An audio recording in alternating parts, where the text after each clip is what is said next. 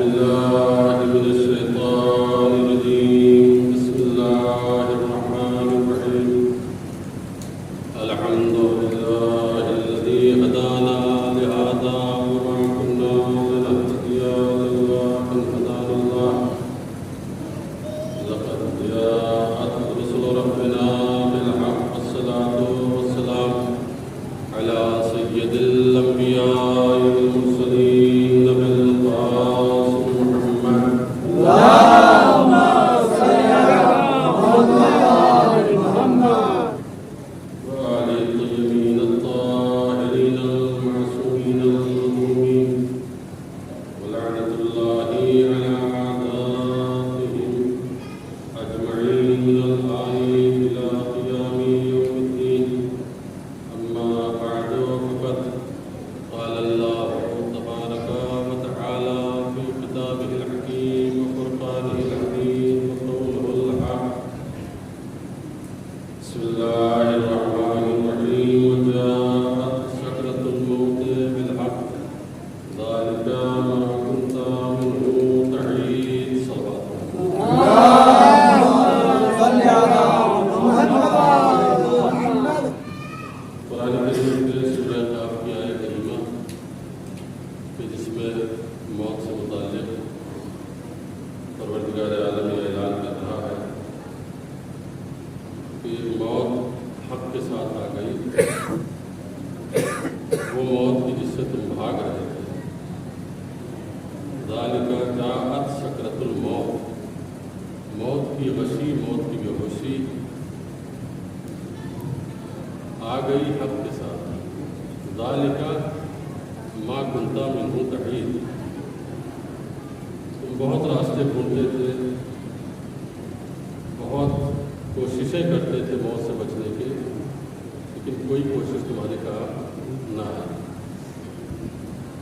اسی لیے امام علی نقی علیہ السلام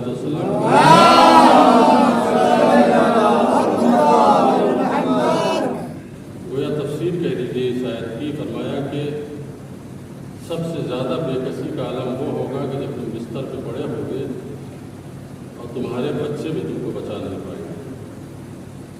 دنیا میں سب سے زیادہ اگر کسی سے کوئی محبت کرتا ہے تو اولاد کرتی ہے. 10ویں امام فرماتے ہیں کہ تم بستر پہ لیٹے ہوئے ہو اور جاگری کا عالم ہے، روح نکلنے کی تیاری ہو رہی ہے. ایسے ہنگام میں نہ تمہارا بیٹا تمہیں بچا سکتا ہے ولا طبیب، نہ کوئی ڈاکٹر تمہیں بچا سکتا ہے. تو اسی منظر کو قرآن نے پیش کیا ہے کہ ذالک منہ تحید، یہ وہ موت ہے کہ جس سے تم بھاگا کرتے تھے اور سوچتے تھے کہ کسی طریقے سے ہم اس سے بچ جائیں، لیکن موت سے کوئی مفر نہیں ہے. یقیناً دنیا کی تمام چیزیں ایسی ہیں کہ جن میں شک و شبہ پیدا کیا جا سکتا ہے. یہاں تک کہ ذات باری تعالیٰ میں شکوک پیدا کر دیے گئے. بہت سی قومیں ہیں دنیا میں جن کو یہود ظہریہ کہا جاتا ہے، جو اللہ کو نہیں مانتے. کچھ لوگ ہیں قیامت کا انکار کرتے ہیں. بہت سارے لوگ ہیں جو ہمارے رسول کو نہیں مانتے. یعنی دنیا کی کوئی حقیقت ایسی نہیں ہے کہ جس میں کوئی نہ کوئی انسان آپ کو انکار کرنے والا نہ ملے. کوئی نہ کوئی ضرور کہیں نہ کہیں مل جائے گا، چاہے جتنی بھی بڑی حقیقت ہو. واحد موت ایک ایسی حقیقت ہے جس کا انکار کرنے والا کوئی نہیں ہے، چاہے وہ مسلمان ہو، چاہے وہ دہریہ ہو، چاہے وہ کسی قوم سے تعلق رکھتا ہو. اس لیے کہ اپنی نظروں کے سامنے انسان دیکھ رہا ہے کہ روز اس کے سامنے کوئی نہ کوئی مر رہا ہے اور کہیں نہ کہیں سے کوئی خبر آ رہی ہے کسی نہ کسی کے مرنے کی. تو اب اس کو تو انکار کر ہی نہیں سکتا ہے.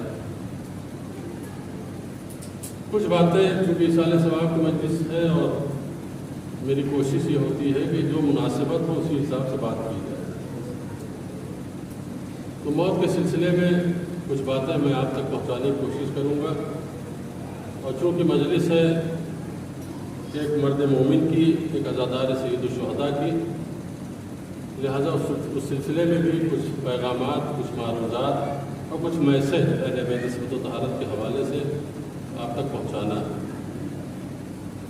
یہ جس کے اصالہ ثواب کی مجلس رکھی گئی ایک عرصہ دراز تک علیل، عرصہ دراز تک صاحب فراش تھے، ایک مدت تک محنت کی، بہت کوشش کی، اور جب تک ہاتھ پاؤں میں جسمانی طاقت تھی تب تک بیٹھے رہے، لیکن جب بیمار ہو گئے تو بے شک پھر سکت نہیں رہی ہاتھ پاؤں ہلانے کی۔ تو اب یہ نظریہ لوگوں کے اندر اگر یہ قائم ہو کہ انسان بیمار کیوں ہوتا ہے، تو اس کا جواب اس مجلس میں دینا ضروری ہے، چونکہ انہیں کی اصلاحات ثواب کی مجلس ہے اور آپ تک یہ میسج بھی پہنچنا چاہیے ان کے حوالے سے کہ ایک مومن انسان 5 سال تک 7 سال تک بستر پہ پڑا رہے، صاحب فراش ہو جائے، یہ کیا ہے؟ اس کو کیا سمجھا جائے؟ بلا شک عافیت اور صحت یہ بہت بڑی نعمت ہے، اس سے بڑی نعمت کچھ نہیں ہے، لیکن اگر ایک مومن بیمار ہو جاتا ہے تو جو جاہل طبقہ ہے وہ کہتا ہے کہ بھوگ رہے ہے نا، ان کے لیے میں آج تیاری کر کے آیا ہوں کہ ان کو سمجھنا چاہیے کہ نہیں، انسان اگر بیمار ہو گیا ہے تو کئی روایتیں میں آپ کی خدمت میں لایا ہوں کہ جو کہوں گا آپ کے سامنے، اور اندازہ کیجیے، خود فیصلہ کیجیے کہ بیماری کیا ہے، بیماری رحمت ہے یا عذاب ایک مرد مومن کے لیے۔ فرمایا کہ اللہ جب کسی بندے سے پیار کرتا ہے، عشق کرتا ہے، تو اس کو 3 بیماری میں مبتلا کرتا ہے، سر درد میں، صداع جس کو کہتے ہیں، رمد میں یعنی آنکھوں کے درد میں، اور بیماری بخار میں، حمہ جس کو کہتے ہیں عربی میں۔ کہ فرمایا کہ ایک رات اگر کوئی بندے مومن بیمار رہ گیا، بخار کی تپش سے تپتا رہا، تو اللہ اس کے سال بھر کے گناہوں کو معاف کر دیتا ہے۔ ایک رات اگر کوئی بیمار رہا ہے بخار میں تو کتنی بڑی نعمت ہے یہ اللہ کی عظیم ترین رحمت اور نعمت ہے کہ نہیں ہے کہ ایک بندے مومن کو اگر وہ بیمار کر رہا ہے بخار کی صورت میں، تو معصوم نے فرمایا کہ وہ 1 سال کے گناہوں کا کفارہ ہے۔ ایک صلوات پڑھیں محمد والے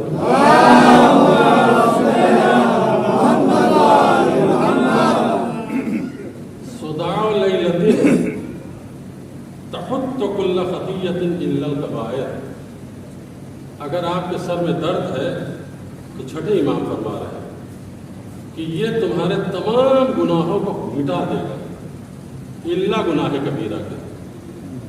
قتل کیا ہے کسی کو، مار دیا ہے کسی کو جان سے، تو گناہ کبیرہ ہے، اس کی بات نہیں ہو رہی ہے، لیکن جو گناہ صغیرہ ہے معصوم فرماتے ہو سارے گناہ تمہارے دھل جاتے ہیں۔ کاہے سے؟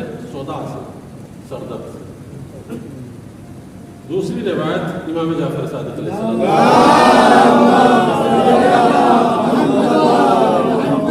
کبھی کبھی درد ہوتا ہے جسم میں، بیماری کی وجہ سے انسان کروٹ لیتا ہے تو درد ہوتا ہے، چیخ نکل جاتی ہے، اس کی فریاد بلند ہو جاتی ہے، تو اس فریاد کا بھی ذکر آیا ہے روایت میں۔ آپ دیکھیے کتنا خوبصورت دین ہے، کوئی پوائنٹ، کوئی ایسا گوشہ نہیں ہے کہ جو اہل بیت عصمت و طہارت نے چھوڑا ہو۔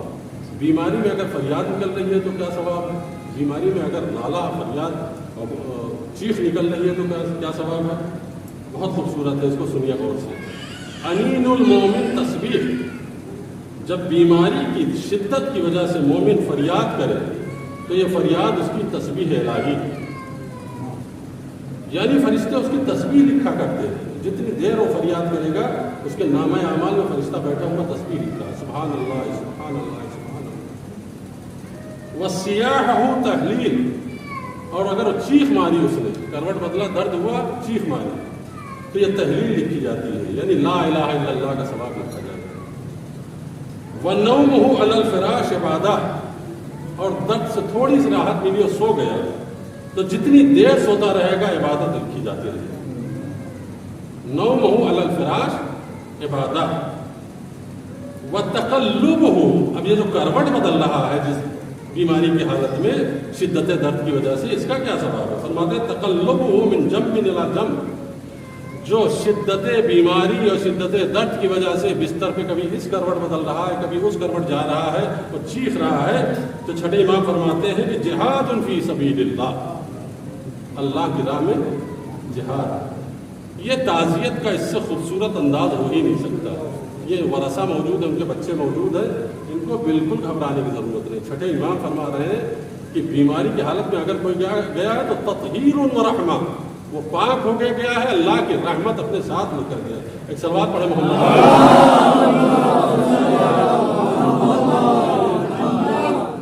کتنے ثواب ہیں. ایک بیماری اگر انسان کو لگ جائے تو بظاہر تو لوگ یہ سمجھتے ہیں کہ یہ کوئی خطرناک چیز ہے. نہیں، معصوم فرماتے ہیں وہ ایک دم طاہر ہو کر بالکل ایسے پاک ہو کے جا رہا ہے جیسے ابھی ابھی شکم مادہ سے پیدا ہوا ہے. اگر فریاد کر رہا ہے تو تسبیح کا ثواب، چیخ رہا ہے تو تحلیل کا ثواب، اگر سو رہا ہے تو عبادت کا ثواب، کروٹ بدل رہا ہے چیخ اور پکار کے ساتھ تو جہاد فی سبیل اللہ کا ثواب. اس کے بعد کچھ لوگ پریشان جو گھر میں ہوتے ہیں، بیمار کے ساتھ عیادت کرنے والے تیماردار جو ہوتے ہیں، ان کا بھی اجر سن لیجئے کہ ان کو کیا ملنے والا ہے. صلوات پڑھے محمد علیہ.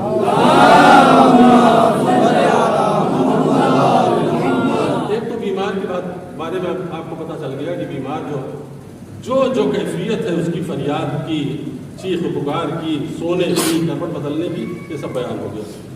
وہ جب چیخ رہا ہے تو تیماردار اس پریشان ہے، جو جاگ رہا ہے صحت مند ہے وہ پریشان، اس کے بچے، اس کی بیوی اس کے سرہانے گھیرے ہوئے بیٹھے رات بھر جاگ رہے ہیں. اگر ایک رات کوئی بیمار کی عیادت میں، تیمارداری میں جاگا ہے تو اس کے لیے حضور سرور کائنات کیا فرماتے ہیں؟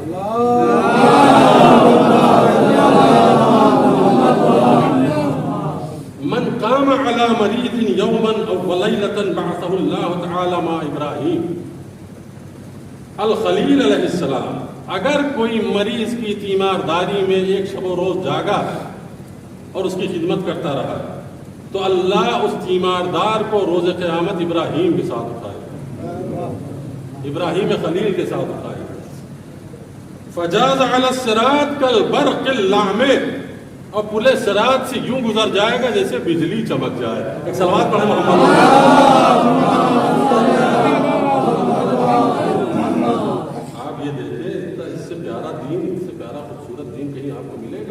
کہ جو زندگی کے ہر لمحے اور گوشے کی طرف رہنمائی کرتا ہو، بتا رہا ہوں کہ بیمار ہو گئے ہو تو تمہیں کیا اجر ملے گا، تم عیادت کر رہے ہو، بیمار کی تیمارداری کر رہے ہو تو تمہیں کیا ثواب ملے گا. اس کے بعد فرمایا کہ من مردا، پھر مریض کے اوپر ایک حدیث، من مردا لیلۃ لا یشکو ما اصابہ فیہا الی احد. اگر ایک رات آپ بیمار ہو گئے اور بیماری میں تڑپتے رہ گئے پوری رات، اور صبح جب ہوئی تو آپ کسی سے ملے، کسی سے شکایت نہیں کی آپ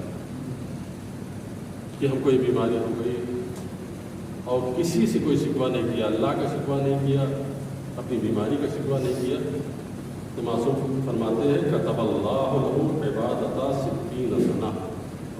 اس ایک بیماری، ایک رات کی بیماری کا اجر اللہ آپ کو 70 سال کی عبادت کے برابر دے گا. 70 سال کی عبادت کے برابر ایک رات. اگر بیمار رہے ہیں، شکوہ نہیں کیا. اچھا، شکوے کا مفہوم بھی سمجھ لیجئے. شکوہ کسے کہتے ہیں؟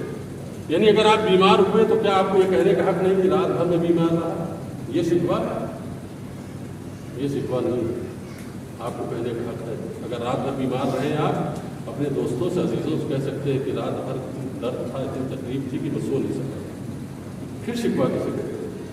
اس کو سمجھیے، بہت باریک بات ہے.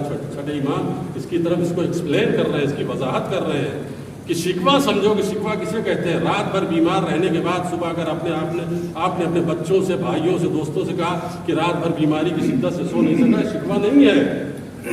پھر شکوہ کیا ہے؟ فرمائے شکوہ یہ ہے کہ آپ بندوں کے سامنے کہیں جیسی بیماری میں اللہ نے مجھے مبتلا کیا ہے کسی کو مبتلا نہیں کیا. اگر یہ جملہ آپ کی زبان پہ آیا کہ جیسی بیماری میں اللہ نے مجھے مبتلا کیا ہے ویسی بیماری میں کسی کو مبتلا نہیں کیا ہے، تو یہ شکوہ ہے، اور یہ اتنا خطرناک ہے کہ اعمال کے آپ کو ختم کر دے گا، عبادتیں آپ کی. لیکن آپ نے شکوہ کیا ہے، اس انداز سے کیا ہے کہ رات بھر بیمار رہا، تو معصوم فرماتے ہیں کہ 70 سال کی عبادت کا ثواب آپ کو دے گا. 70 سال کی عبادت کا ثواب. یہ بیماری سے متعلق اور یہ تیمارداری سے متعلق یہ حدیثیں ضروری تھی. اب آئیے، چونکہ اثار ثواب کی مجلس ہے، جو مرنے والے اس دنیا سے جاتے ہیں دو طرح کے. کچھ وہ افراد ہیں کہ جو حالت کفر میں مرتے ہیں، ان سے ہماری بحث ہی نہیں ہے. ہماری بحث آپ سے ہے جو حالت ایمان میں جاتے ہیں, جو حب اہل بیت کے ساتھ جاتے ہیں, جو عشق آل محمد کے ساتھ جاتے ہیں, وہ کس طریقے سے جاتے ہیں, ان کا کیا انجام ہوگا. تو یہ جاننا بہت ضروری ہے. اور گھبرانے کی ضرورت نہیں ہے آپ کو. اس لیے نہیں گھبرانے کی ضرورت ہے, گھبرائے وہ کہ جو لاوارث ہو. آپ کے 14 وارث موجود ہیں, 14 وارث ایسے کہ جو کبھی غلط بیانی کرتے ہی نہیں, جو کبھی وعدہ خلافی کرتے نہیں, جو بات کرتے ہیں اس کو پورا کرتے ہیں, جو وعدہ کرتے ہیں اس عہد کو پورا کرتے ہیں. ہمارے 14 کے 14 کا کیا فرمان ہے, ایک سلوات پڑھیے تو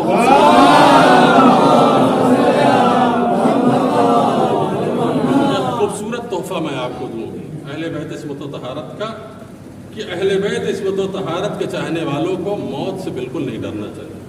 موت سے وہ ڈرے کہ جس کا اس پار کوئی مددگار نہ ہو, دنیا کے اس پار کوئی پرسان حال نہ ہو. لیکن جن کو ہم نے مانا ہے, جب ان کے اقوال, ان کے ارشادات موجود ہوں ہماری نظروں کے سامنے, اور تسلی میں وہ ایسے الفاظ ہمارے سامنے موجود ہوں, تو پھر گھبرانے کی کیا ضرورت ہے. دیکھیے ہمارے معصومین علیہ السلام نے کیا فرمایا ہے, اس پر غور کیجیے. میں نعوذ باللہ آپ کو بدعملی کی طرف راغب نہیں کر رہا ہوں. یہ حدیثیں سننے کے بعد عشق پیدا ہوگا اور عمل کی طرف آپ دوڑیں گے کہ ہمارے معصوم ائمہ نے ہم سے اتنا پیار کیا ہے, تو جو انہوں نے بتایا اس پر عمل کرنا چاہیے. اس لیے میں بیان کر رہا ہوں. نعوذ باللہ میں جری کرنے کے لیے روایت نہیں پڑھ رہا ہوں. رسول اللہ کی حدیث سنیے, کتنی خوبصورت حدیث ہے. لا تزال المؤمن خائفا من سوء العاقبہ. مومن مرنے کے وقت اپنے انجام بد انجامی سے ڈرتا ہے. پتہ نہیں جنت کی جہنم, جنت کی جہنم, پتہ نہیں بخشش یا عذاب الہی, وہ ڈرتا رہتا. لا تزال خائفا, ہمیشہ ڈرتا رہتا. یہ صفت ہے مومن کی. ولا یتیقن الوصول الی رضوان اللہ, اس کو یقین نہیں ہوتا کہ اللہ کی رضا ملے گی بھی کہ نہیں ملے گی. وہ ڈرتا رہتا ہے کہ پتہ نہیں اللہ کی رضا پاؤں گا یا نہیں پاؤں گا, یقین نہیں ہوتا. حتی یکون وقت نزع روحہ, یہاں تک کہ ملک الموت اس کی روح قبض کرنے کے لیے آ جاتے ہیں. وہ ڈرتا ہی رہتا ہے کہ پتہ نہیں بخشش ہوگی کہ نہیں جاؤں گا, جنت میں جاؤں گا کہ جہنم میں جاؤں گا, عذاب میں مبتلا ہوں گا کہ رحمت الہی شامل ہے, کوثر کا جام ملے گا یا نہیں ملے گا. یہ ڈرتا رہتا ہے یہاں تک کہ فرشتہ ملک الموت آتا ہے اس کی روح قبض کرنے کے لیے. وظہور ملک الموت لا, قبض روح کا وقت آیا اس نے ملک الموت کو دیکھا. جب ملک الموت آئے تو آپ سنیے حدیث کا جملہ, ثم یقول له انظر فینظر. ملک الموت آتے ہی ساتھ کہتے ہیں زور, دیکھ نظر اٹھا کر, دیکھ نظر اٹھا کر. کس سے کہتے ہیں؟ عزادار حسینی سے کہتے ہیں, محبان اہل بیت سے کہتے ہیں. یہ کفار کی بات نہیں کر رہا ہوں میں, مشرکین کی بات نہیں کر رہا ہوں, ان کا معاملہ ہی الگ ہے. جو بھی عشق علی رکھتا ہے ان کی بات کی جا رہی ہے. ملک الموت ان سے کہتا ہے انظر, دیکھ نظر اٹھا کر. فینظر, بس وہ اٹھاتا ہے نظر اور دیکھتا ہے, تو کیا دیکھتا ہے؟ فیرا محمدا وعلیا والطیبین من آلہما.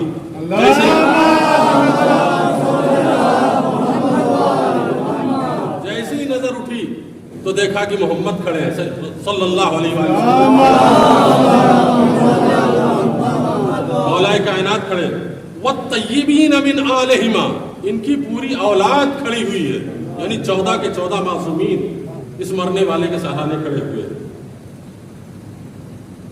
اعلی اعلی علیین, مقام بلند میں کھڑے ہوئے. فیقول له اولا تراہم ہؤلاء, ملک الموت کہتے ہیں کیا نہیں دیکھ رہا ان کو؟ ہم ساداتک, یہ تیرے سردار ہیں جو تیرے پاس کھڑے ہوئے. وائمتک, یہ تیرے ائمہ ہیں, تیرے امام ہیں جو تیرے سرہانے کھڑے ہوئے. ہم ہناک جلاسک, یہ سب آئے ہیں تجھے لے جانے کے لیے, اپنے ساتھ بٹھائیں گے جنت میں. ملک الموت کہہ رہا ہے ہم جلاسکا, تیرے جلیس ہوں گے, تیرے ہمنشین ہوں گے. وعناسکا, تیرے انیس مونس ہوں گے. افما ترضى بهم بدلا مما تفارق ها هنا فيقول بلا. تو فرشتے کہتے ہیں کہ اب بتاؤ, ان کو دیکھ لیا تم نے, یہ تمہارے ایک طرف تمہارے اولاد ہیں, تمہارے بچے ہیں, تمہارے رشتے دار ہیں, ان کے ساتھ رہنا پسند کرو گے کہ وہاں چلنا پسند کرو گے؟ یہ جملے، یہ حدیث، یہ معتبر ترین حدیث میں ہے کہ جو رسول خدا فرما رہے ہیں کہ ملک الموت اس کو ڈھارس دلاتے ہوئے کہے گا اب بتاؤ تم فیصلہ کرو، یہاں رہنا پسند کرو گے کہ یا ان 14 نورانی پیکروں کے ساتھ جنت میں ان کا جلیس اور ہمنشین بننا پسند کرو گے؟ تو کہتا ہے کہ نہیں نہیں نہیں، مجھے جلدی لے چلو اب ہمارے اماموں کے ساتھ۔ یہ ہے مقام سید الشہداء کے چاہنے والوں کا۔ ایک سوال،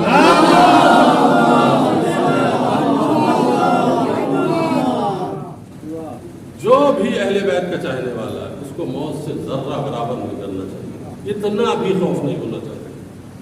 ہاں عمل بھی کرنا چاہیے۔ بیچ میں بھی بتا دوں آپ کو، جو اتنا عشق کرتے ہو اپنے چاہنے والوں سے ان کی بات ماننی چاہیے، نہ فرمانی اور اختلاف نہیں کرنا چاہیے۔ ایک سوال پڑھیں گے،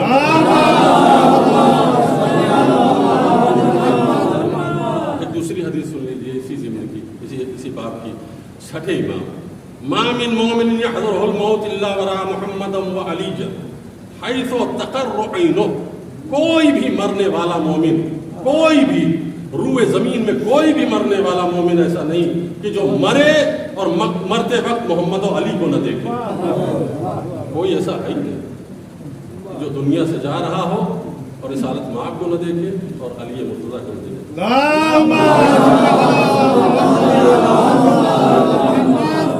تقر عینہ، دیکھتے ہی ساتھ آنکھ ٹھنڈی ہو جائے گی، جیسے ان کو دیکھے گا آنکھیں ٹھنڈی ہو جائے گی۔ تقر عینہ، اس کی آنکھیں ٹھنڈی ہو جائیں گی۔ بلا مشرک یموت الا رآہما، اسی طریقے سے مشرک بھی دیکھتا ہے ان دونوں کو، لیکن عذاب الہی کا پیکر بن کر اس کے سامنے آتے ہیں، وہ خوف زدہ ہو جاتا ہے۔ جب مومن کے سامنے آتے ہیں تو رحمت الہی کے پیکر میں، مشرک کے سامنے جاتے ہیں تو عذاب الہی کے پیکر میں۔ ایک سلوات پڑھیں گے،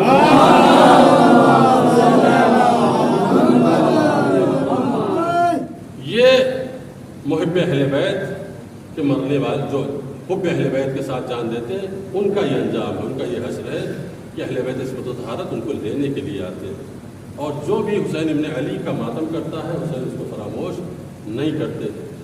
ایک خوش نصیبی اس مرنے والے کی یہ ہے کہ بعد نماز ظہر روز پنجشنبہ کو انتقال ہوا۔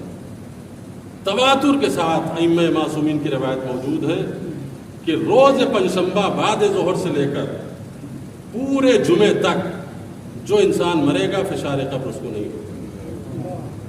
یہ علامت ہے اس بات کی کہ مرنے والا بالکل پاک و طاہر ہو کر مرا۔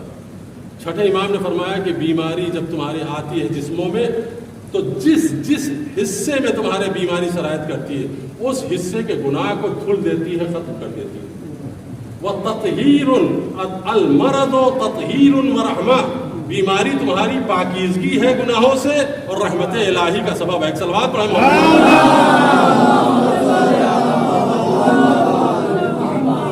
کتنا رحیم ہے پروردگار، کتنا کریم ہے، اس کے رحم پر آپ اندازہ کیجئے کہ خود قرآن میں کہا کتبہ ربکم علی نفسہ الرحمہ، اللہ نے اپنی ذات کے لیے رحمت لکھ رکھا ہے، اپنی ذات کے لیے رحمت لکھ رکھا ہے۔ پورے قرآن میں آپ کو کہیں نہیں ملے گا کہ اللہ نے غضب لکھ رکھا ہو اپنی رحمت اپنے ذات کے لیے۔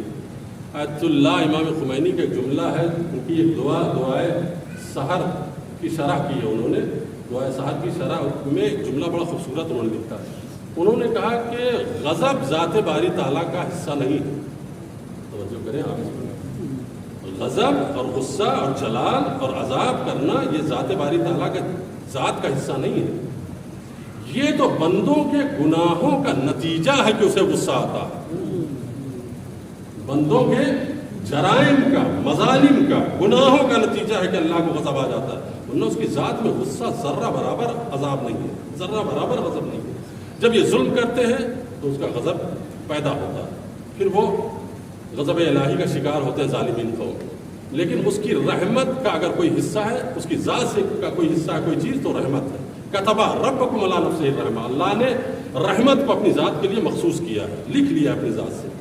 اور اسی طریقے سے جتنے بھی انبیاء آئے ہیں ان سب کا مقصد تبلیغ کیا ہے کہ سب نے اللہ کے بندوں کو اللہ کی رحمت کی طرف بلایا ہے۔ آدم سے لے کر آج تک جتنے بھی رہنما ہیں سب یہ کہتے ہیں کہ اللہ کی رحمت سے مایوس نہ ہونا، اور حضور سرور کائنات نے بھی اپنے وجود سے ظاہر کیا ہے، पहचानवाया कि अल्लाह की रहमत को पहचानो। 2-3 नमूने मैं दिखाऊंगा ज़ात रिसालत में आपसे, ताकि आप समझ सकें कि अल्लाह कितना रहमान होगा जब ये इतने करीम है। एक सलवात पढ़े मोहम्मद।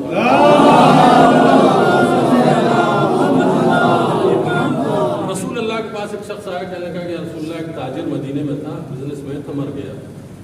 गौर से सुनिए इसे, मर गया है, कोई बहुत ज़्यादा दीदार नहीं था, पाबंद दीन नहीं था, पाबंद शरीयत नहीं था। हाँ एक नेक अमल था, बहुत अच्छा काम था कि जिसकी तारीफ की जाए तो कम नहीं। कहा कि क्या काम करता था? कहा दीदार तो बहुत ज़्यादा अच्छा नहीं था, लेकिन एक अमल उसका इतना अच्छा था या रसूलल्लाह कि कोई मोहताज उसके पास आता था कर्जा मांगने तो कर्जा दे देता था, और उसके बाद अपने आदमी को उसके पास भेज कर कर्जा मांगता था। तो जो फरिश्तादा होता था इसका, यानी इसका नुमाइंदा जाता था कर्जा मांगने के लिए, तो उससे कहता था देखो जाओ कर्जा मांगने के लिए, न हो तो सख्ती न करना, दे सके तो ले लेना, और अगर न दे सके तो सख्ती न करना, वापस चले आना, मैं उसको माफ़ कर दूंगा। तो वो वापस आता था, कहता था क्यों माफ़ कर देते हैं आप? तो जुमला सुनिए उसका, वो कहता था मैं इसलिए माफ़ करता हूँ ताकि मेरा रब मुझे माफ़ करे। मैं इसलिए माफ़ करता हूँ ताकि मेरा रब मुझे माफ़ कर दे। मैं भी खतावार हूँ, मैं भी इतना पाबंद दीन नहीं हूँ, मैं भी इतना मुतदय्यन नहीं हूँ, मेरा अल्लाह मुझे। रसूलुल्लाह को वाक़या सुनाया जा रहा है कि रसूलुल्लाह ऐसा ताजिर गुजर गया, पैगम्बर ने फरमाया हुआ फिल जन्नह, वो जन्नत में। ये क्या है? ये रहमत का एक झरोखा है जो दिखाया जा रहा है, एक खिड़की खोली जा रही कि देखो रहमत इलाही यूँ शामिल हाल होती है। तुम अगर अल्लाह के बंदों के काम आ रहे हो तो अल्लाह तुम पर रहमत नाजिल करता है। इसलिए कुरान करीम की 4 तरीके की आयतें आपको मिलेंगी। कुछ आयतें वो हैं कि जो सबसे अजीम आयत जिनको कहा है, उससे बड़ी आयत कोई नहीं है। कुछ आयतें वो हैं कि जिनमें सबसे ज़्यादा अदल इलाही की बात की गई है। कुछ आयतें वो हैं कि जिसमें सबसे ज़्यादा रहमत इलाही की तरफ बुलाया गया। और कुछ आयत वो है कि बल्कि कुछ क्या, एक ही आयत वो है कि जिसमें सबसे ज़्यादा खौफ दिलाया गया, यानी काँप जाए बंदा, वो पढ़े वो आयत तो खौफज़दा हो जाए, उसका दिल लरज़ जाए।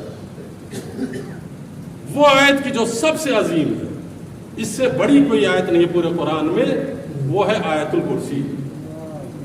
ये जो मेरे नौजवान हैं जो अभी हाफिज़ा जिनका मजबूत है, बुढ़ापे की मंजिल में याद करना भी चाहेंगे तो 30 साल लग जाएंगे सूरह बकरा याद करने में। सलवात पढ़े मोहम्मद।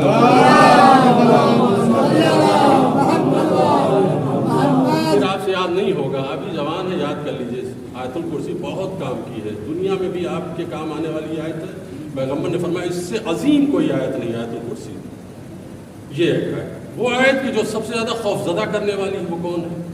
पैगम्बर इस्लाम ने फरमाया वमन यामल मिस्काला ज़र्रतिन शर्रन यरा, जो ज़र्रा बराबर भी बुराई करेगा वो देखेगा, ज़र्रा बराबर भी बुराई करेगा वो देखेगा। ये वो आयत है जिसको पढ़कर लरज़ जाए इंसान। पैगम्बर ने फरमाया इससे ज़्यादा खौफज़दा करने वाली कोई आयत है। तीसरी आयत की जो सबसे ज़्यादा अदल इलाही की तरफ बुलाती है वो कौन सी आयत? इन्नल्लाह यामुरु बिल अदल वल इहसान, अल्लाह तुम्हें अदल और एहसान का हुक्म देता है।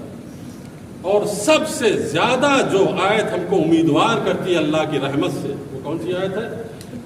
या अय्युहल्लज़ीना आमनू ला तक़नतू मिन रहमतिल्लाह, ऐ साहिबान ईमान अल्लाह की रहमत से मायूस न होना।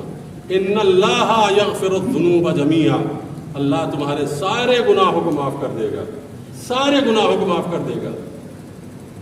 कातिल नफ्स मुहतरमा तो कोई नहीं है, अइम्मा मासूमीन का मुखालिफ तो कोई नहीं है, इमाम मासूमीन के अक़वाल की और उनके फरमान की नाफरमानी तो कोई नहीं करता। शैतान के वसवसे में छोड़ देता वो अलग मसला है, लेकिन ये सोच के नहीं छोड़ता है कि हम नहीं मानते उनके कौल को।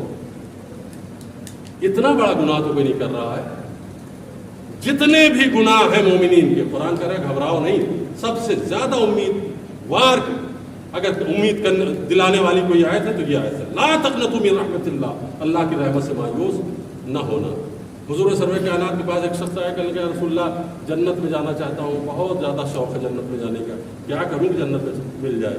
रसूलल्लाह ने कहा कि अमल करो, अमल के ज़रिए जन्नत में चले जाओगे। कहा कि अमल बहुत ज़्यादा नहीं कर पाता हूँ, सुस्ती गालिब रहती है, कभी नमाज पढ़ता हूँ, कभी छोड़ देता हूँ, कभी रोज़ा रखता हूँ, छोड़ देता हूँ। रसूलल्लाह ने कहा अच्छा ठीक है, अपना अखलाक अच्छा करो, खुश मिजाजी से सबसे बातें किया करो, اور واقعی یہ توفیق الہی ہے، یہ کرنے سے نہیں حاصل ملتی ہے، اللہ کسی کو خوش اخلاق بنا دیتا ہے۔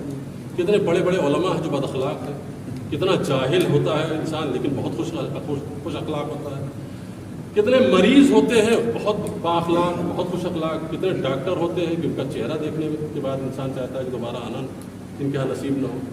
تو علم سے اس کا تعلق نہیں ہے، اس کا تعلق ہے رحمت الہی سے، اس کا تعلق ہے توفیق الہی سے۔ اس کی دعا کرنی چاہیے کہ اللہ ہم کو خوش اخلاقی عطا فرما۔ وہ جب کہہ رہا ہے کہ یا رسول اللہ جنت میں جانا چاہتا ہوں، پیغمبر نے فرمایا عمل کرو، کہا عمل میں اتنا مضبوط نہیں ہوں، کہا خوش اخلاقی اپناؤ، کہا وہ بھی نہیں ہو پاتا ہے، لڑنے لگتا ہوں لوگوں سے۔ تو رسول اللہ نے کہا تمہارے پاس اونٹ ہے؟ کہا ہاں اونٹ ہے۔ کہا اونٹ پر مشکیزے میں پانی بھر کے لادا کرو اور مدینے کے ایک گھر میں جا کر پیاسوں کو پانی پلائے گا۔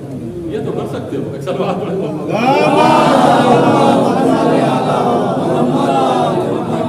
یہ تو کر سکتے ہو؟ کہا رسول اللہ یہ کر سکتا ہوں۔ کہا بھائی یہ اتنا کر لیا کرو جنت مل جائے گی۔ اتنے راستے اچھے بتائے جا رہے ہیں جنت حاصل کرنے کے لیے۔ کوئی ضروری نہیں ہے کہ آپ نماز شب کے پابند ہو تبھی جنت میں جائیں گے، کوئی ضروری نہیں ہے کہ صبح شام آپ دو پارے قرآن ختم کرتے ہو تبھی جنت میں جائیں گے۔ اگر اللہ کے بندوں کے ساتھ بیہیویئر ہمارا اچھا ہے تو جنت ہماری پکی ہے، لیکن سب کچھ کرنے کے بعد اگر بندوں کو ہم نے ناراض کیا ہے، ان کا دل دکھایا ہے، تو ہو سکتا ہے کہ ساری عبادتیں ہماری فنا کر دی جائیں۔ اسی لیے آیت اللہ مجتہدی فرماتے تھے کہ عبادت کرنا ہنر نہیں ہے، عبادتوں کو محفوظ رکھنا ہنر ہے، عبادتوں کو باقی رکھنا ہنر ہے۔ یہ 1 گھنٹے کی مجلس آپ نے سنی، کتنا نور آپ نے سمیٹ لیا اپنے دامن میں، نور مجلس، نور ذکر حسین، یہ سب آپ کے دامن میں آپ کی روح میں سرایت کر گیا۔ اس نور کو باقی رکھنا ہے ہمیں۔ یہ نور ہم باقی نہیں رکھ پاتے۔ کیسے نہیں باقی رکھتے؟ مجلس سے باہر نکلے اور چالو ہو گئے اپنے اسی پرانے ڈھرے پر کہ جس میں ہم بہت زیادہ مبتلا ہیں، سبھی مبتلا ہے، عالم بھی مبتلا ہے، جاہل بھی مبتلا ہے۔ جتنے بھی ہمارے نیک عمل تھے وہ سب ختم ہو گئے۔ جو ثواب ہم کو مجلس میں ملا تو فرماتے تھے کہ اپنے ثواب کو پھٹی ہوئی جیب میں نہ رکھا کرو، جیب محکم رکھا کرو پھر ثواب رکھا کرو۔ ہمارا ثواب پھٹی ہوئی جیب میں رہتا ہے کہ ہم باہر نکلتے ہیں وہ ہماری تھیلی پھٹ جاتی ہے اور سارا ثواب باہر نکل جاتا ہے۔ اچھا غیبت کی بات آئی ہے تو ایک لطیفہ بھی سن لیجیے۔ کسی نے کہا کہ غیبت نہ کیا کرو، اس لیے کہ قرآن کہتا ہے کہ جو غیبت کرتے ہیں وہ اپنے مردہ بھائی کا گوشت کھاتے ہیں۔ مجلس میں سے ایک شاطر جوان بیٹھا تھا، کھڑا ہوا، کہ مولانا صاحب اگر کوئی اکلوتا بھائی ہو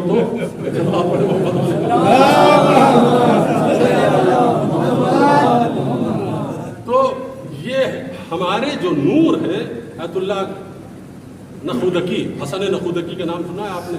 ان کے لیے آیت اللہ مجتہدی فرماتے تھے کہ ہم سب بھی نیک عمل کرتے ہیں لیکن وہ کیفیت، وہ کمال ہمارے اندر نہیں ہے، وہ کمال نہیں ہے جو آیت اللہ حسن نخودکی کے اندر تھا۔ پوچھا گیا کیا تھا ان کے اندر کمال؟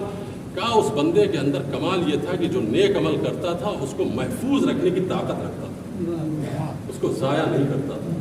ہم نیک عمل تو بہت کرتے ہیں لیکن ضائع کر دیتے ہیں، تو اگر ضائع نہ کریں تو پھر کامیاب ہے، پھر ہم کو کوئی بھی طاقت شیطانی ہم کو روک نہیں سکتی ہے بلندی تک جانے سے اور جنت تک جانے سے۔ ایک صلوات پڑھیں محمد۔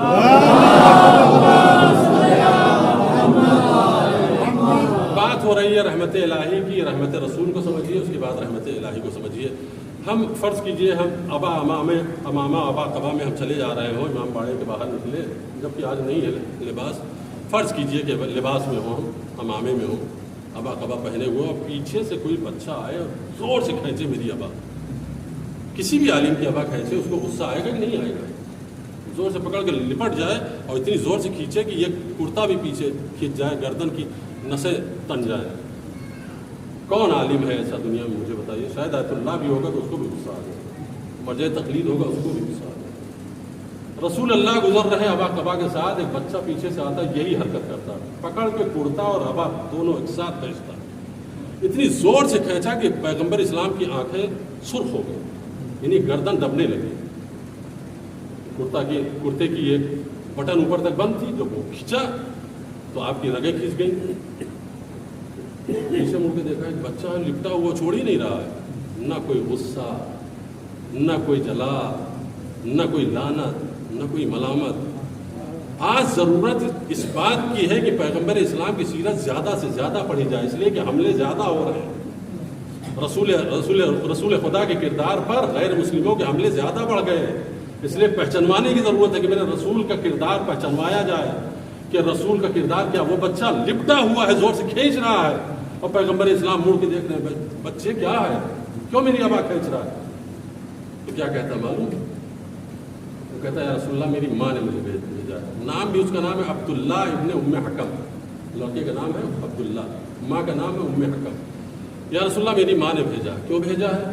کہا رسول اللہ کی ابا لے کر آؤ, تبرکن میں اس کو اپنے گھر میں رکھوں گی. بھائی یوں تبرک کوئی حاصل کرتا ہے؟ یوں تبرک مانگا جاتا ہے؟ کہتے ہیں نا وہ ہندوؤں میں محاورہ ہے کہ پرساد کے لیے مندر توڑنا. ایک سلوات پڑھے محمد والے محمد. وہ کھینچ رہا ہے تو رسول اللہ نے کہا کہ کیا ہے, کیوں کھینچ رہا ہے؟ کہنے لگا کہ اماں نے ہمارے بھیجا. کہا کہ جہاں بھی رسول اللہ ملے ان کی ابا لے کر آؤ, مجھے بہت سخت ضرورت ہے اس ابا کی. اس کو تبرک کے طور پہ ہم اپنے گھر میں رکھیں گے, بیماروں کو اس کا پانی پلائیں گے, ان کو شفا ملے گی. اللہ کی عظمت کی قسم, بغیر چہرے پہ پل لائے ہوئے فوراً ابا اتاری, تہ کیا, اس بچے کے ہاتھ میں رکھا, فرمایا میرے بچے اس کو لے کر جاؤ. آدھی ابا خود لینا اور آدھی اپنی خالہ کو دے دینا, اس لیے کہ اس نے بھی مانگی. ایک سلوات پڑھے محمد.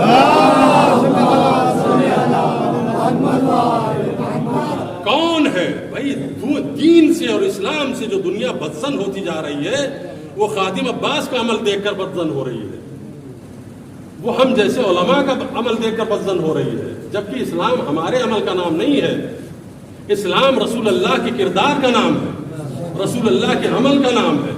اور رسول اللہ کی سیرت اس طریقے سے بیان ہوئی ہوتی تو نان مسلم اور غیر مسلم کبھی رسول خدا پر ٹپڑی نہ کرتے. یہ جو تبصرے ہوتے رسول اللہ کی ذات پر, ان کے کردار پر, اس لیے کہ ویسا کردار پیش ہی نہیں کیا گیا. جب کبھی غیر مسلم نے دیکھا تو ہمارے جیسے جاہلوں کا کردار دیکھا اور سمجھے یہی اسلام ہے. اسلام مولوی کے عمل کا نام نہیں ہے, اسلام پیغمبر اسلام کے کردار کا نام ہے. اسلام ائمہ اطہار کے کردار کا نام ہے کہ جب بچہ لپٹ جاتا ہے ابا سے تو پیغمبر اسلام اس کو سرزنش نہیں کرتے, ابا اتار اس کے حوالے کرتے. ایک سلوات پڑھے محمد والے.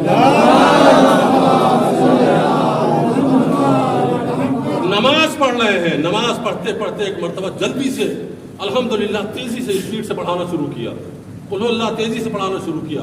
قنوت شاید پڑھا نہیں, چھوڑ دیا, یوں مستحب ہے چھوڑ دیا. ذکر رکوع ایک مرتبہ پڑھا, کھڑے ہو گئے, پوری نماز شارٹ کی, جلدی جلدی اللہ اکبر کہا. یا رسول اللہ کیا ہو گیا, اتنی جلدی نماز کیوں ختم ہوئی؟ فرمایا اما سمعتم صرخۃ الصبی, مسجد کے باہر ایک بچے کی فریاد نہیں سن رہے تم؟ ایک بچہ رو رہا ہے, اہل بیت کے گھرانے کا بچہ نہیں رو رہا تھا, مدینے کا کوئی بچہ رو رہا تھا. فرمایا ایک بچہ رو رہا ہے, اس بچے کی آواز نہیں سن رہے ہو؟ یہ ہے رحمت للعالمین کا مطلب. وما ارسلناک الا رحمت للعالمین. یہ اس قدر ڈوبے ہوئے ہیں رحمت میں کہ جنگ احد میں پیغمبر اسلام صرف ایک ہاتھ اٹھاتے اور بلند کر کے کہتے یا اللہ اس پوری قوم کو غارت کر دے, تباہ کر دے, ایک بھی دشمن نہ بچتا. لیکن کیفیت کیا ہے؟ اپنے بھی چھوڑ کر چلے جا رہے ہیں. درے پہ جن کو بٹھایا تھا کہ یہاں سے نہ ہلنا, مال غنیمت کی لالچ میں وہ بھی چھوڑ کر میدان میں ٹوٹ پڑے مال غنیمت لوٹنے کے لیے. کیفیت یہ ہوئی دشمن آ کے گھیرا ڈال کر پیغمبر کو گھیر کر حملہ شروع کرتا ہے, پیغمبر زخمی ہو جاتے ہیں, گڑھے میں گر جاتے ہیں, اور جو بچے ہوئے بھاگتے ہوئے نظر آتے ہیں. ابی ابن کعب 300 صحابیوں کو لے کر بہکا کے بھاگ جاتا ہے. کون سا ایسا دنیا کا کمانڈر ہے کہ اپنی فوج کی ایسی افراتفری کو دیکھے اور جلال میں نہ آئے؟ لیکن مجھے بتائیے کوئی ایک روایت جھوٹی سے جھوٹی لے کر آئیے کہ جہاں پہ آپ کو ملے کہ پیغمبر کو جلال آیا, پیغمبر نے بد دعا کی ہو کہ ان کو اللہ فنا کر دے. کچھ نہیں, سب چلے گئے, تنے تنہا رہ گئے, صرف علی بھائی ہے کھڑا ہوا, اب قرآن قصیدہ پڑھ رہا ہے. فبما رحمت من اللہ لنت لہم. یہ تیرے رب کی رحمت ہے کہ تو بندوں کے لیے بہت نرم دل ہے. لنت لہم, تم اپنے بندوں کے لیے, اپنے صحابیوں کے لیے بہت نرم ہے. لو كنت فظا غلیظ القلب لانفضوا من حولك. اے میرا رسول تیرا اخلاق بہت عظیم ہے, اگر تیری زبان ترش ہوتی, تلخ ہوتی, تیرا دل سخت ہوتا تو یہ جو بھیڑ لگی ہوئی ہے تیرے اطراف میں یہ تجھے چھوڑ کے بھاگ گئے ہوتے. یہ جو مجمع لگا ہوا ہے یہ تیرے کردار کی طاقت ہے, یہ تیرے اخلاق کی طاقت ہے کہ لوگ کھچ کھچ کے آ رہے ہیں. لو كنت فظا غلیظ القلب لانفضوا من حولك. کردار میں ترشی ہوتی، زبان میں تلخی ہوتی تو سب چھوڑ کے بھاگ گئے ہوتے. تیری زبان بڑی شیرین ہے، کہ بھاگے ہوئے پھر واپس آ رہے. کیوں؟ اس لیے کہ انک لعلی خلق عظیم، تو خلق عظیم پر فائدہ. ایک صلوات پڑھیں محمد.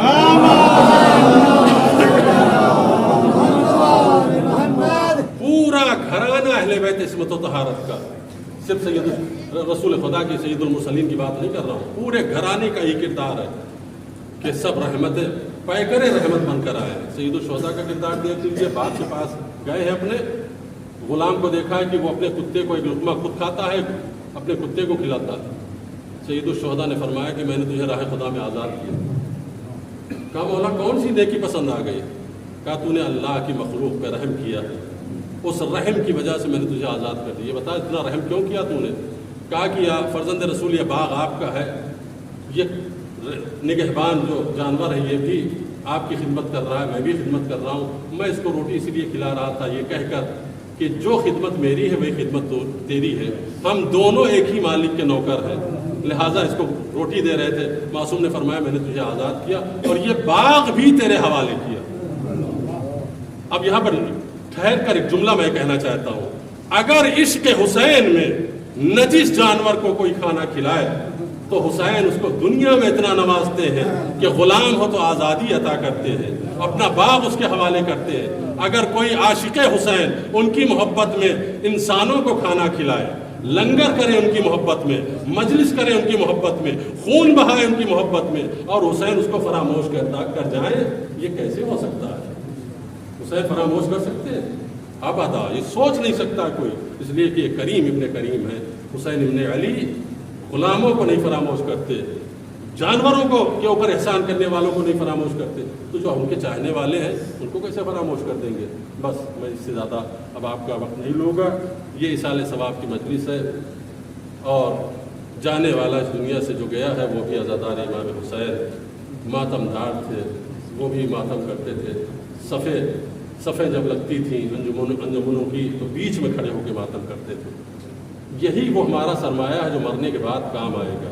سب سے عظیم سرمایہ اگر کوئی ہے تو عشق حسینی میں اٹھنے والا ہاتھ، عشق حسینی میں بہنے والے آنسو، عشق حسینی میں خرچ ہونے والا پیسہ، یہی کام آنے والا ہے. نماز ہو سکتا ہے کہ بخشوا دے، ہو سکتا ہے، گارنٹی نہیں ہے، لیکن عشق حسین اس پر ہو سکتا ہے، میں نہیں کہوں گا. 100% عشق حسینی بخشوائے گی، 100% محبت حسینی بخشوائے گی. اس کے علاوہ ہمارے پاس سرمایہ کیا ہے؟ حسین کی محبت کے علاوہ اس شیعہ قوم کے پاس کیا ہے؟ حسین نے وعدہ کیا ہے کہ ہم تمہارے کام آئیں گے، روز محشر، قبر میں تمہارے کام آئیں گے، محشر میں تمہارے کام آئیں گے. ہاں عزیزو، سید الشہداء 1400 برس گزر گئے، ہم ان کی یاد کیوں مناتے ہیں کہ نہ ایسا مظلوم تاریخ روئے زمین پہ آیا ہے اور نہ ایسا بھوکا پیاسا روئے زمین پہ آیا. 3 دن کا بھوکا پیاسا، وقت آخر جب آ گیا، ساری قربانیاں دے چکے سید الشہداء، تو خیمے میں آئے، اپنی بہن سے فرمایا بہن پرانا لباس لا دو، ایتینی بثوب عتیق. پرانا لباس آیا. حسین نے اس کو بھی جگہ جگہ سے چاک چاک کرنا شروع کیا. بہن نے پوچھا بھیا اس لباس کو کیوں چاک چاک کر رہے ہو؟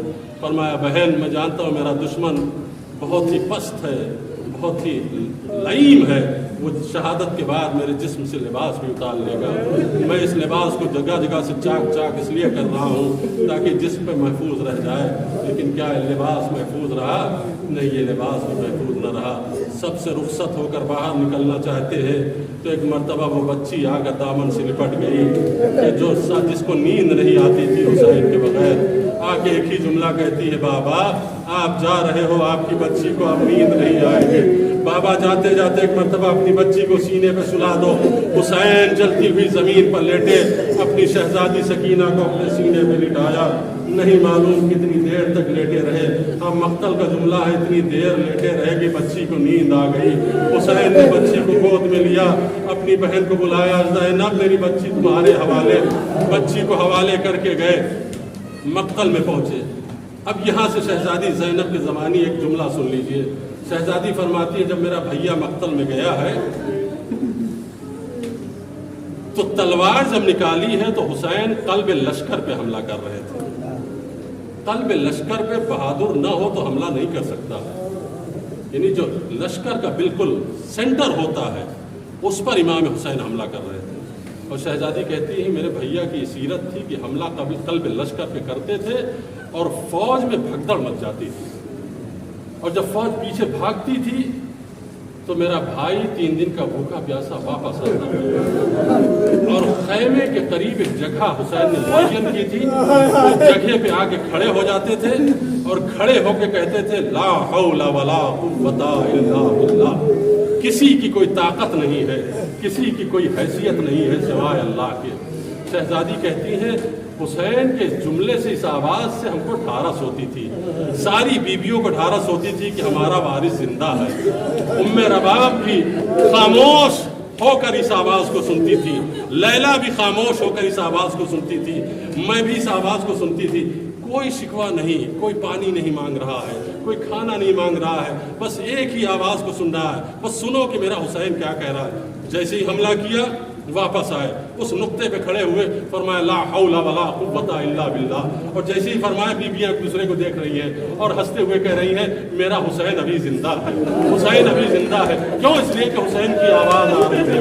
3-4 مرتبہ ایسا ہوا کہ فوج کو بھگاتے ہیں، واپس پوائنٹ پر نقطے پہ آتے ہیں اور فرماتے ہیں لا حول ولا قوت الا باللہ۔ اور ایک مرتبہ جب 5ویں منزل آئی، شہزادیاں منتظر ہے کہ میرے بھائی کی آواز آئے، میرے بھائی کی وہ آواز آئے۔ ساری بیویاں خیمے کی طرف کان کو لگائے ہوئے انتظار کر رہی ہیں آواز حسینی کو سننے کے لیے، لیکن دیر ہو گئی، حسین کی آواز نہ آئی۔ کس کی آواز آئی سنیں گے آپ؟ حسین کی آواز نہ آئی۔ اب جو آواز آئی تو حسین کے زخمی ذوالجناح کی آواز، حسین کے زخمی ذوالجناح کی آواز جو ہنہناتا ہوا در خیمہ پر آیا۔ اب بیبیاں فوراً واہ حسینہ کہتی ہوئی خیمے کے باہر نکلی۔ اب جو دیکھا تو باغ کٹی ہوئی، زین الجھی ہوئی، جگہ جگہ پر ذوالجناح کے تیر کے نشان ہیں۔ بس ایک مرتبہ شہزادی سکینہ آگے بڑھی، ذوالجناح کے قدموں سے لپٹ گئی، اور لپٹنے کے بعد بس ایک سوال کیا یا جواد قتل ابی ام سقیا تشانا، اے جواد بس اتنا بتا دے کہ میرا بابا جب مارا گیا تو پیاسا مارا گیا یا پانی پلا کے مارا؟ میرے بابا کو پیاسا شہید کیا گیا یا پانی پلا کے قتل کیا گیا؟ ذوالجناح رو رہا ہے۔ بیویوں نے وہ منظر دیکھا ہے اپنی آنکھوں سے۔ شہزادی وہ منظر میں پیش نہیں کروں گا، آخری وقت کا ایک جملہ، ایک منظر سن لیجئے اور زحمت تمام۔ جب حسین نشیب میں لیٹے ہوئے ہیں، زخموں سے چور ہو کر شمر قریب پہنچا حسین کو قتل کرنے کے لیے، ہلال ابن نافع کہتا ہے کہ میں بھی اس منظر کو دیکھنے کے لیے کہ دیکھو حسین کس کیفیت میں ہے، میں نشیب کے قریب گیا۔ اب جو جا کے دیکھا تو دیکھا حسین کے ہونٹ پپڑائے ہوئے، شدت عطش کی وجہ سے حسین کے ہونٹوں سے خون بہ رہا ہے، جگہ جگہ سے ہونٹ پھٹ گئے ہیں اور خون بہ رہا ہے۔ حسین کو پانی کی شدید ضرورت تھی، پانی نہیں مانگا حسین نے، لیکن میرا دل کباب ہو گیا۔ میں نے کہ ایسے حالت میں حسین کو پانی ضرور پلاؤں گا۔ میں جلدی سے مشکیزہ اٹھایا، شمر داخلے نشیب ہو چکا ہے، میں فرات کی طرف بھاگا ہوا گیا کہ فرات میں جا کر مشکیزے کو پانی سے بھروں، اور پانی بھرنے کے بعد لا کر آخری مرتبہ خدمت کر دوں سیدہ کے لال کی، اور حسین کو لا کے پانی پلاؤں۔ کہتا مشکیزہ بھرا، لا کر نشیب کے قریب پہنچا۔ اب جو نشیب کے قریب پہنچا تو کیا دیکھا، شمر مسکراتا ہوا نشیب سے باہر نکل رہا ہے، حسین کا کٹا ہوا سر شمر کے ہاتھوں میں ہے، اور ایک مرتبہ زمین کربلا کانپ رہی ہے، فرات کا پانی نہیں تو چل رہا ہے۔ خیمے کا پردہ ہٹا، سید سجاد نے وہی دور سے دیکھا، السلام علیکم یا ابا عبداللہ، السلام علیکم یا ابن رسول اللہ، السلام علیکم یا المدینہ ظلموا ایہم الظالمون، وآخر دعوانا الحمدللہ تقبل منا انک انت السمیع العلیم۔ پروردگار ہمارے اس مختصر سے اعمال کو قبول فرما، رب کریم مومنین جہاں جہاں بھی آباد ہیں کی عزت، آبرو، جان، مال، اولاد کی حفاظت فرما۔ پروردگار ہمارے مرحومین پر رحمت نازل فرما، بالخصوص ان مرحوم کے جن کے ایصال ثواب کی مجلس ہے، ان کو جوار رحمت میں جگہ بارگاہ عنایت فرما، اس مجلس کا ثواب ان کی روح تک پہنچا دے اور اعلیٰ علیین میں ان کو مقام عطا فرما۔ پروردگار ان کو شفاعت حسین علیہ السلام عطا فرما۔ پروردگار تجھے واسطہ اہل بیت عصمت و طہارت کے ہمارے مولا کے ظہور میں تعجیل فرما، ہم سب کو ان کے اعوان و انصار نصیب فرما۔ ایک مرتبہ سورہ حمد اور 3 مرتبہ سورہ اخلاص کی تلاوت فرما کر مرحوم سید حسین علی ابن ذوالفقار علی کی روح کا یہ ثواب کرتے ہیں۔